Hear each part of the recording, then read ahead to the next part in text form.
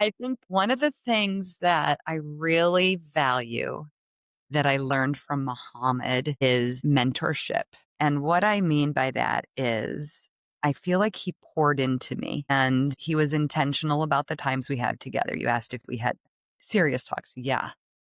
I think that Muhammad looked at people, no matter who they were, and could see through whatever veil they put up and whatever image they were trying to portray and could see who they really were and see maybe what they really needed. And so I think mentoring, good mentoring, great mentoring isn't let me shape you into who I think you should become. Let me shape you into be like me, but it's let me point you to yourself. Let me help you meet you. Let me help you find the real you.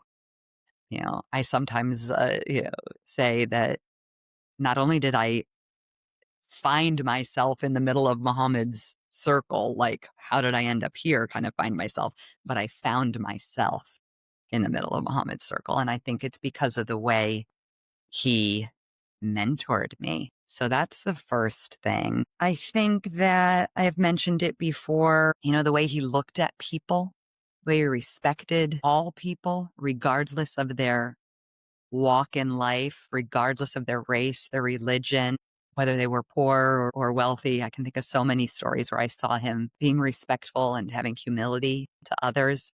I remember once being in line at a hotel to check in to a hotel, and this singer who was famous at the time, her name is escaping me right now, some old time woman singer, came and like cut to the front of the line because she was a celebrity and she wanted to get checked in. And somebody else was telling Muhammad, like, go ahead, champ, go ahead up. And he's like, these people were here before me. And he wasn't going to do that, even though he very easily could, but he stood in line with us as we were waiting to check in when he didn't have to. It's a small example, but I remember going to a burger restaurant in LA and walking in with him and this guy named Harold Smith.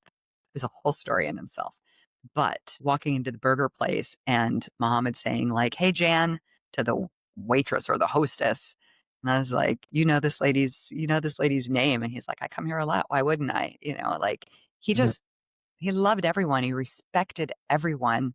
He treated everyone the same. And if he saw you treating people differently, like if you're nice to him, but not nice to somebody else, he knows you're not nice. And he doesn't, he doesn't want any part of that, doesn't respect that at all. And then I think maybe being truthful.